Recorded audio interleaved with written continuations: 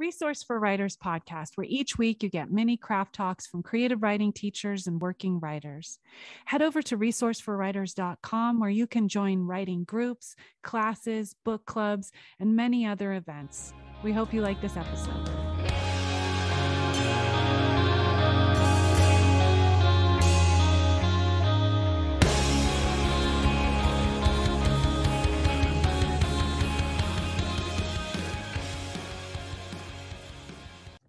Hi, everyone. Welcome to the Resource for Writers podcast. I'm Roxan McDonald, and I'm here with Desi Lenc. Hello. And this week, I am just finishing up my feedback groups. And so what I'm going to talk about today, it came up in a lot of the feedback I gave. And it is a little bit more, I want to say it's a little bit more of an advanced thing. And it's not, because I think I want to say first that we honor whatever flow we get into. So whenever you're just starting to write and doing like what where our shitty first drafts and our downloads and all that stuff, like where you're just free writing, I wouldn't go in and technically think about all the choices you're making. I would just flow. So let's say that first, like completely honor however stuff comes to you. Just get it on the page. Get it on the page. And I do think that like beginning to look at the benefits and drawbacks of each choice we make as writers and not getting stuck in what we do on the first draft. And that's one of the things I think when you begin to become an intermediate or advanced writer, you stop getting so married to the inspiration. Like whatever it is that brought you to a piece of writing. And what I see in more beginning writers is that they go, my precious thing I made because I was inspired that day on the beach to talk about this one topic. And then if you work on something more, this inspiration might turn into a completely different topic. It might turn into something bigger. Hopefully it's going to, right? Mm-hmm. I say, don't get drugged down the street by your inspiration. Like, don't hold on to it, allow it to come, get the rough draft out, all of that. So I'm going to talk about a major choice that we make. And I want to suggest that everyone look at all their writing in the revision process and see what it would be like if you made a different choice. And there's a lot of choices, but I'm going to talk about point of view and tense. No, I'm going to talk about point of view. Okay. Point of view. I thought I was going to talk about tense, but I actually want to talk about point of view. So this is not I can't do a master class on point of view in a 30-minute podcast. So I would say, if you get anything from this, go look up point of view on Google and just see all of the options, because there are a lot of options of point of view. And as readers, we notice when somebody breaks a point of view, a rule, a structure that they've set up. But as readers, we're not explicitly going in and going, oh, I'm within 2 sentences. I understand that I'm in the third person close on one character and it is simple past tense. So it's when we become writers that we start to be able to name, these are the choices that this writer's made. But we do understand when suddenly it's broken. If somebody changes the tense midstream, we're going to go, whoa, wait a second, right? And we usually will notice there's a tense issue. Point of view, though, is a more complicated beast than tense. And it has so many things at play. In the sense of, you think everyone knows what point of view is, right? Yeah, but you can give like a quick breakdown. Yeah. Sum it up. So, I did say Google it. So Google it. But point of view is where, what is the structure of how the story is being told, from whose perspective. So the basics, and I don't have any notes in front of me. So if anybody's listening to this and are like, I missed one, come to my master class. I won't miss any. There's third person point of view where it's not saying I did, first person is when you're saying, I did this, I am here, this is my experience, I am telling the story.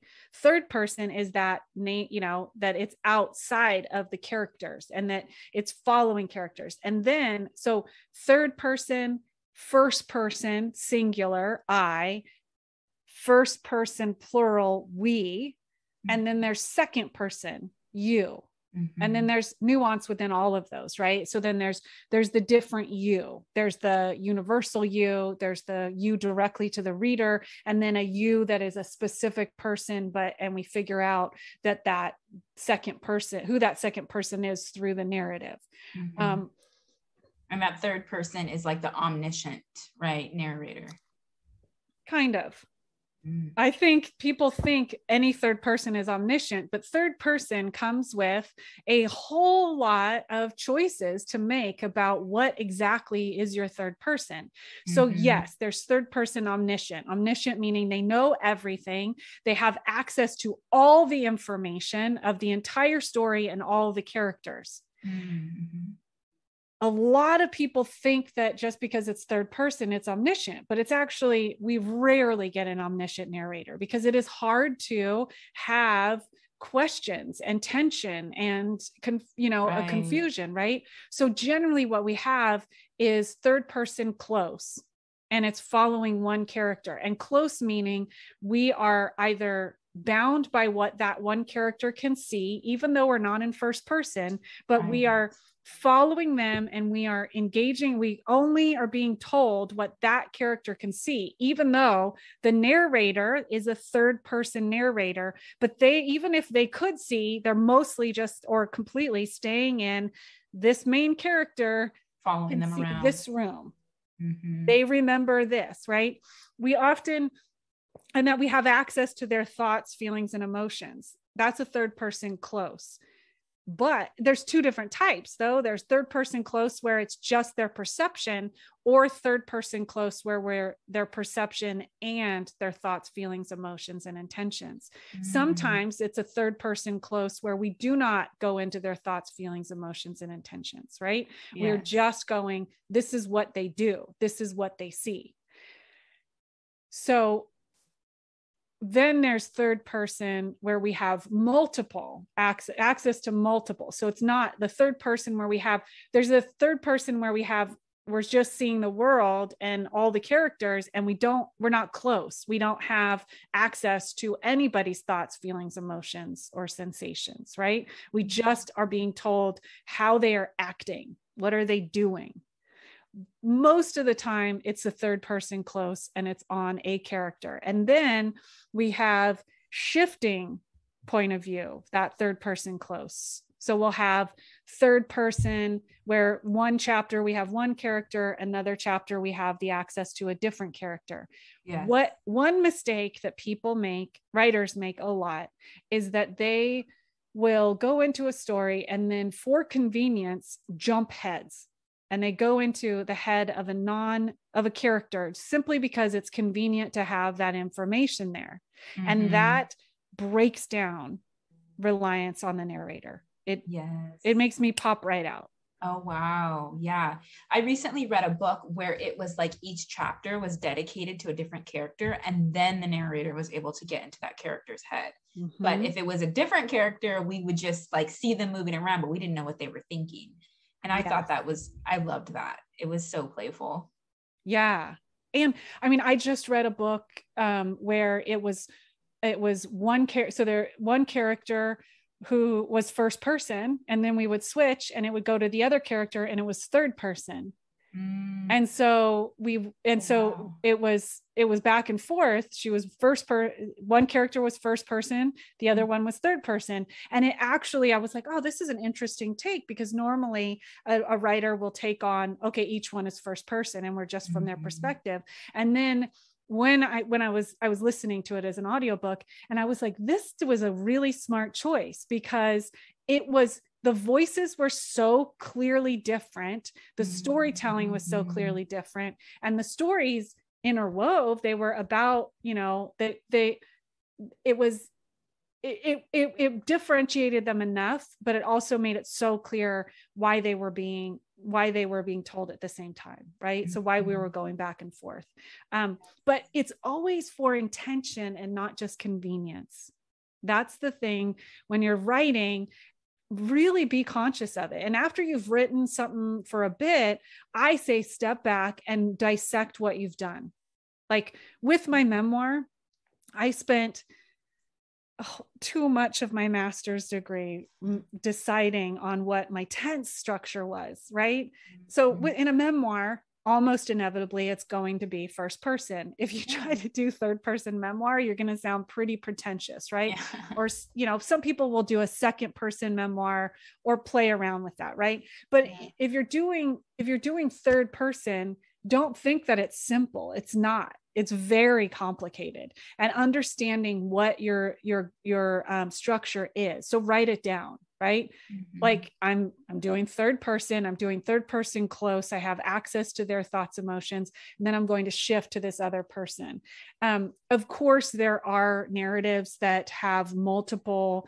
It's an omniscient omniscient narrator that will bounce in and out. But I would say that those are the exception to the rule, and it's very difficult to get away with. Like, otherwise it's just confusing. And we need to understand who the protagonist is. That's the big deal. Yes.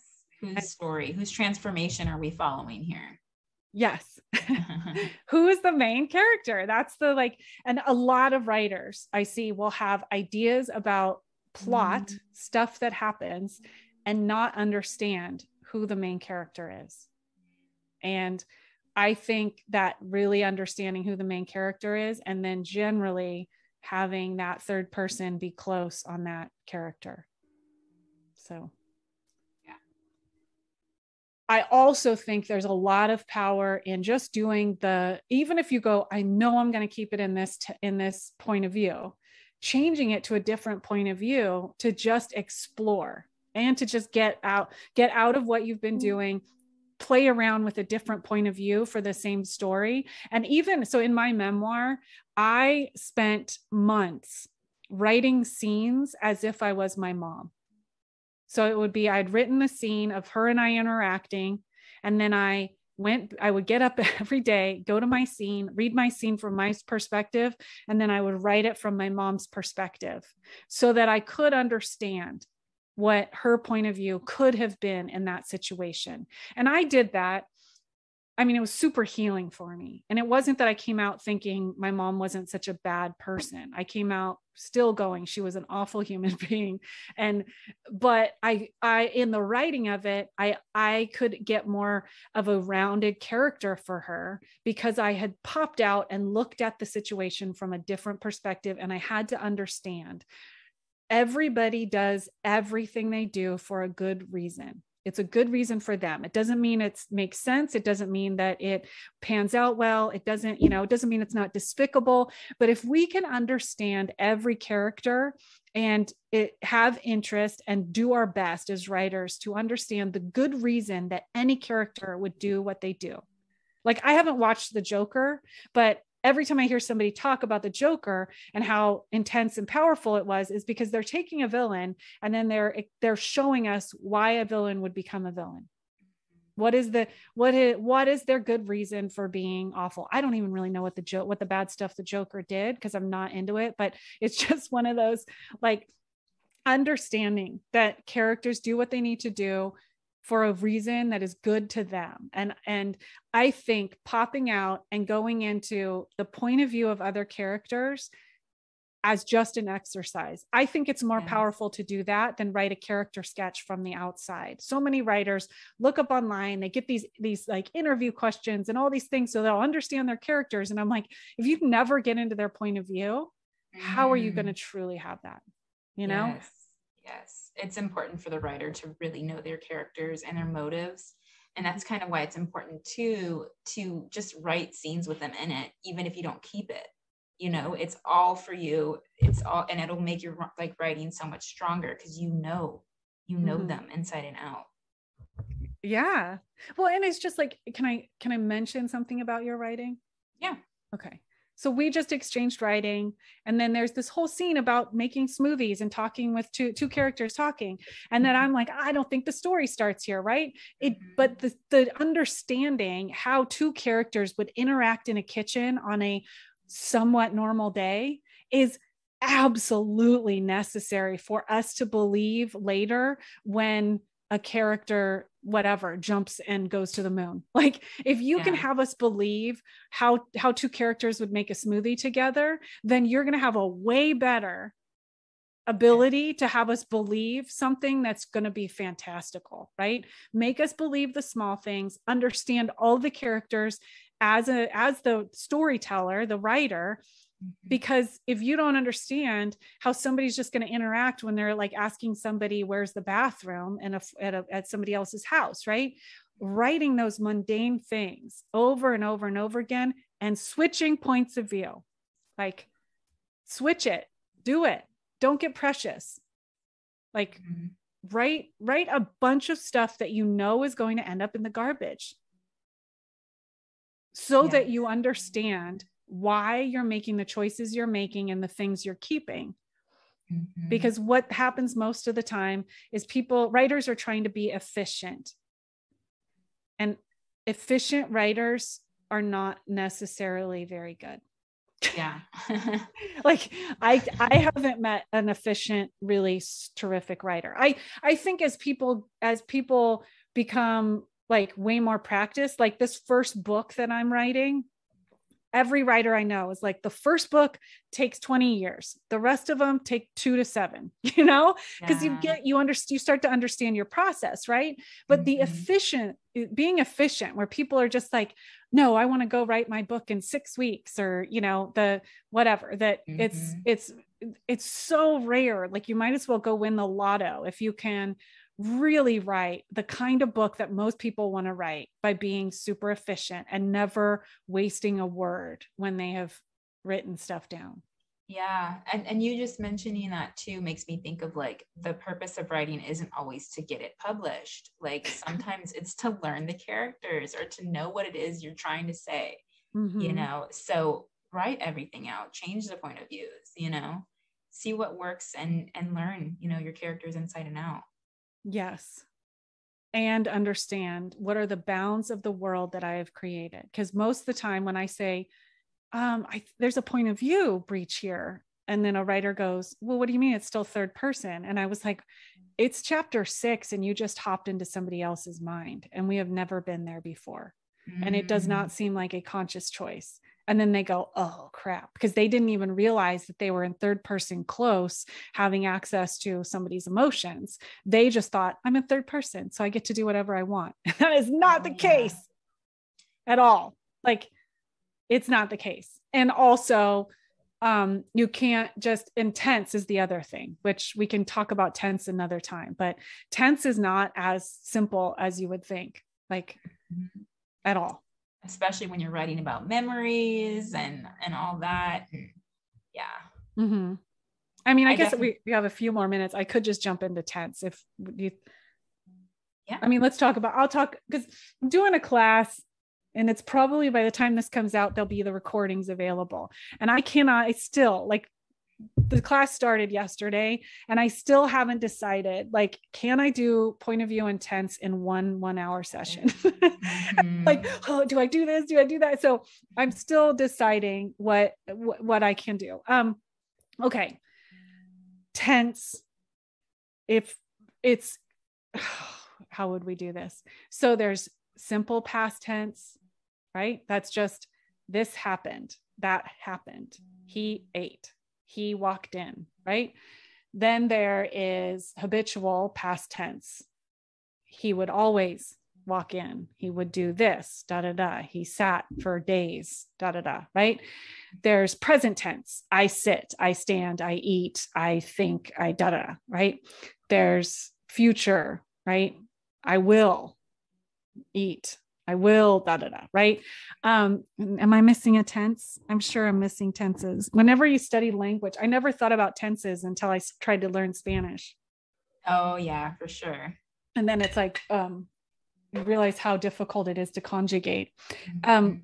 Okay. So the issue that happens is a lot of writers, especially ones that Ellen called me this, and I call other people now ecstatic writers, people who come flooded with inspiration and flow, right? And most ecstatic writers, the ones who, when they go to a writer's group that is not normally not facilitated, they will go and just dazzle people with like 8 minutes of just beauty, right? That goes nowhere. That is just beautiful descriptions. That was me. That's still me a bit, right?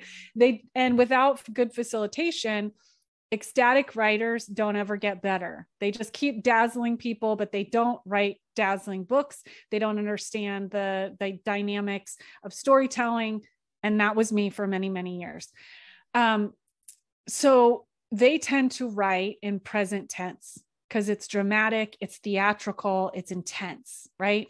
Mm-hmm. And a lot of writers go in using present tense because I also think what happens is our brains, and if we have vivid imaginations and we think with sensations, it is present. It's the most honest way to get the words on the page. It is happening now because it's happening now inside of us. And I just think that's beautiful. When I realized that, and I was looking at people and just being like, gosh, their imagination happens in the present tense. They're in it. You know? Yeah. And I just think that's beautiful, how it works. Right. And especially when we get in the zone and it's just there, nothing else is, so honor it, write the rough draft in present tense, if that's the way you work. Right. But I'm going to speak as a memoirist. Present tense has its benefits, but it has so many drawbacks that it is. And when you don't understand the bounds of what your choice is making, you're making your choice, then it's like writing yourself into a cul-de-sac over and over and over again. So present tense has intensity, but it doesn't allow for almost any reflection. Right. It doesn't allow for you to pop out and philosophize. It doesn't allow for you to demonstrate the discovery of what grappling with those issues or anything has given you as a person, right? It doesn't have the dynamics, and this is why I can't talk for short periods of time about writing. The wonderful thing about present tense, about first person point of view, is that you get this incredible dynamic thing that we don't track out as normal people. Once you become a writer, you track it out. First person narratives in past tense have the narrator and the past narrator, the past character, right? And then you have this play on a person now looking back on themselves going, these are all the things that happened. This is what I thought and did and felt then, but now this is how I think and do and feel. And that dynamic of how we are being told a story that has a character, but we're being told by the character who lived past it, has digested it, has made meaning. And that meaning making is the reflective narrator. When you do it in present tense, you tie your hands behind your back and you bring that reflective narrator and the character who experienced it so close together that it is almost impossible to have any of that reflection. And a lot of memoirists, the vast majority that I know, struggle with that because they will go in and just want to tell the story. They want to tell the stuff that happened, but they don't actually get to the story because the story is about transformation. And if you can't look back on yourself, then you're just saying, I mean, this was me before a whole bunch of really intense bad stuff happened. Here it is in great detail. That's the feeling, right? It's the difference between me just trauma dumping on you and me sitting down, having a long discussion over a nice dinner where I'm telling you this. And then I'm saying, you know what I learned from that? Mm-hmm. You know what I gleaned from that? You know what that makes me think about, right? Or you know what I wish, you know what I've thought about a lot is what would it have been like if X had happened? And then what that does is that actually reveals character of the narrator, the one telling the story. Instead of us thinking that the main character is the one who lived through it. The main character is the one telling the story. They're telling the story of how all that stuff that happened to them transformed them in a very specific way. So, past tense gives us that ability, right? It gives us the ability to reflect. It also gives us the ability to look forward, right? I have, like I was telling you, I wrote my graduate thesis on the dramatic present tense because I was addicted to it. I couldn't get away. One of my favorite memoirs is written in present tense. I love it, right? But I had to track out my tense structure. So what I have done is that my tense structure is simple past tense, unless I'm relaying memories. So in so much at the beginning, and a lot of people do this, but so much at the beginning of my book is me grappling with fragments of memory.